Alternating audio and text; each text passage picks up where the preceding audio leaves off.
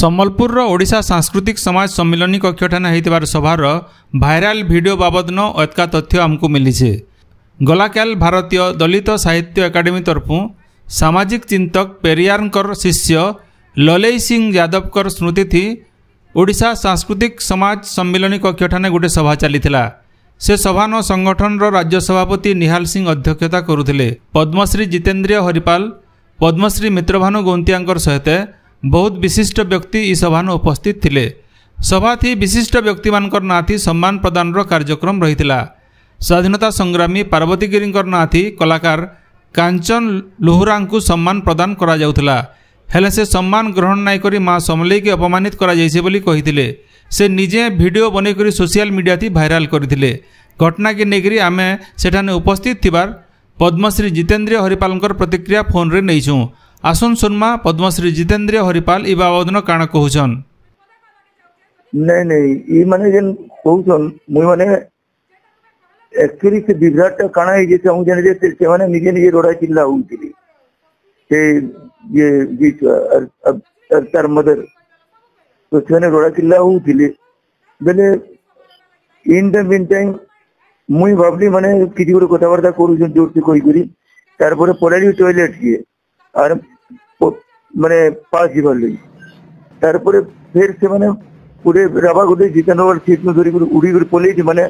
ताके असम्मान करिছেন বলতে কইছে। এটা ভুল জিনিস है माने মতে असम्मान কি করবে আজি পর্যন্ত মানে সমস্ত বলে সম্মান দিয়ে আসছেন असम्मान কেনটা করে করবে তো সে মানে কোনছি असम्मान মতে নি দেই বেকার জিনিস সেটা এই জিনিসটা করবাটা ভুল নয় কাই লাগি असम्मान যদি মতে করে যাইছি তার मुई माने मुई कोई थी मत असम्मान करा जाइए कोई करी किंतु से माने मत असम्मानित कले कि कले सेटा जदि प्रमाण भित्तिक नहीं करी से माने केनता रावा करबे ये ताको असम्मानित करा गला कोई करी सेटा भूल जिनिस है और टोटली रॉन्ग है मते केही असम्मानित नहीं करी ने नहीं से कहउजन जे समले मांग कर जन फोटो रे इरा दीप जलाबार कथा सेरा नै जली ताहाको असम्मान कराई जे बोली कहउछन। नहीं नहीं सुनो गुटे दिन कहउते मुई प्रत्येक क्षेत्र रे केते बेले के बुद्धंकर मूर्ति रे दीप प्रज्वलन करूछे के बाबा साहेब को खाने दीप प्रज्वलन करूछे मां तार जगह रे अछन मां को असम्मानित तो केही नहीं करी दीप जदी नहीं जला दी बेले सेरा असम्मान केन होला से माने जेन मूर्ति रे जेन सिचुएशन रे जेन काम करबार कथा से माने ताकर भावनाटा जेनता है सेटा करिछन किंतु से जिनिस मां को तो अपमान तो करवार तो केनते जिनिस तमुल बाने भाई नहीं जानिए मुई सेटा तो नहीं हमार कथा मां को केनते कर अपमानित कर दिते माने आपण आपण से जगह रे उपस्थित थिले आपण आज्ञा से जगह रे मुई कहू जे मु आपण को कणा अनुभव होला जे कि जे समले मां को अंदा असम्मानित की अपमानित नहीं असम्मानित केते बेले भी मां को केनते असम्मानित करबे कारण मां को प्रतिमूर्ति नहीं रखी और ताको सम्मान कोली है ई मां को यदि प्रतिमूर्ति ता नहीं रखी करी दीप प्रज्वलन नहीं करी बेले छड़ा कना सम्मानित कोली का मां की नहीं से भावनाटा उचित भावना है मां को मोर जाते तो कि सम्मानित नहीं करी भाई और सत कथा इटा है कि से माने यदि केनी मूर्ति रे बाबा साहेब को मूर्ति रे यदि दीप प्रज्वलन करे कि ये बुद्धंकर थाने दीप प्रज्वलन करे जदि साहित्य एकाडेमी मीटिंग थिला तो से मूर्ति से माने जनता जाना उचित भावले से जिनसे करी थिबे तार बारे मां के तो अपमानित करवार लगे किछि नै दिसि मते। सभार सभापति निहाल सिंगर संगे किछि समय आगनु आमे फोन रे जोगाजोग करिथिलु। घटना बाबदनो से ताकर प्रतिक्रिया दैछन। आसुन सुनमा से काना कहउछन। सेटा भारतीय दलित साहित्य एकाडेमी राज्य स्तरीय आपनकर कार्यक्रम रे क्रांतिवीर ललेई सिंह यादवकर 114तम जयंती पालन होतला सेतरे किछि समाजर प्रतिभा मान को सम्मानित करा जायतला जयंती रे मुख्यतः गेस्ट हिसाब रे अतिथि हिसाब रे पद्मश्री जितेन्द्र हरिपाल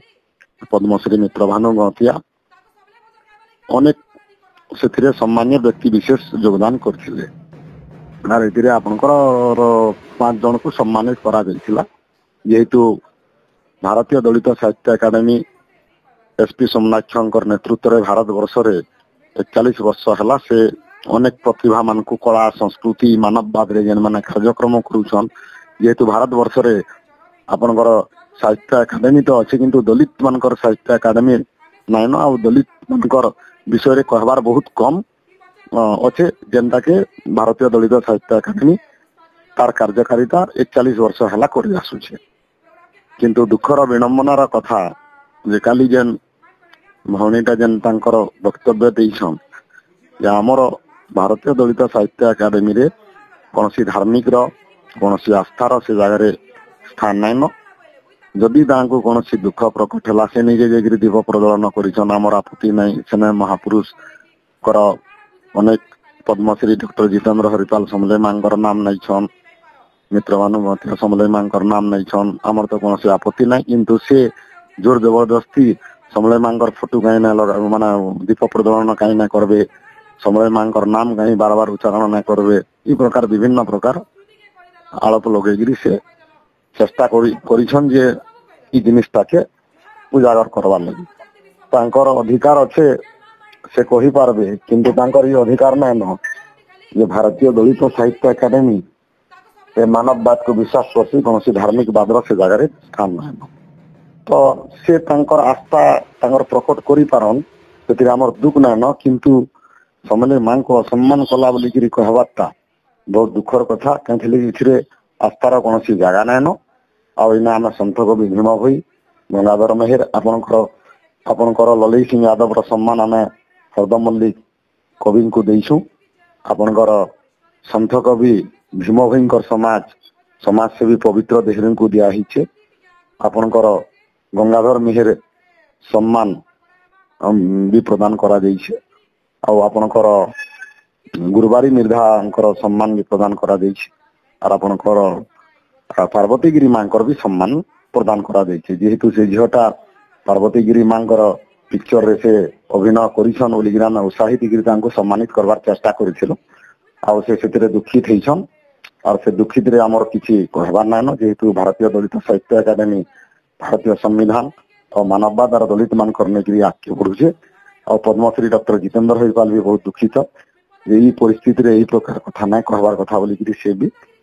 से चिंता करी दुख प्रकाश कले कि गोटे झीटे आम सम्मानित करवा लगी चाहूँ और जोर जबरदस्ती माने आमर समले मां को सम्मान देवार पड़वा समले मां लगी आपण एतकी माटी रे अछन ई प्रकार कहबार अधिकार काहरे न किए मानुचे आमर आपत्ति न किंतु आमर भारतीय दलित साहित्य एकाडेमी रे कोनसी आस्था कि कोनसी धार्मिक स्थान नै न मानववाद स्थान अच्छे आ मानववाद हिसाब से संवैधानिक हिसाब से आम कार्य करूँ आमर दुख से ना न आर अधिकार अच्छे से कही पारे किंतु आमको एलिगेशन नहीं लगन आमर संगठन है आमर भारतीय दलित साहित्य एकाडेमी आमर संगठन है आम केन महापुरुष के सम्मान देमु केन महापुरुष के सम्मान नहीं देमु ये आमर भीतर चिंता करमु किंतु काके सम्मान करवा लगे आम कौन कार्यक्रम आज तक दीर्घ 26 वर्ष है करार नहीं कि आगे भी आम नहीं करूँ आम जेहेतु मानववाद और संवैधानिक विश्वासी आम सन्त कवि भीम भईकर आदर्श रे काम करूँ आम गंगाधर मेहर बाबा साहेब अम्बेडकर आदर्श रे काम करूँ आउ ई प्रकार भाइराल बारंबार करके गोटे भारतीय दलित साहित्य एकाडेमी को सम्मान करवाटा कौन से अधिकार से भौणीर नाइन से सम्मान ने फेरी गले ठीक अच्छे व्यक्तिगत कथा ये सम्मानटा कौन से धार्मिक अनुष्ठान नहीं थे कि कौन से मंदिर नहीं थे कि मस्जिद चर्च नहीं थे ये गोटे कार्यक्रम थिला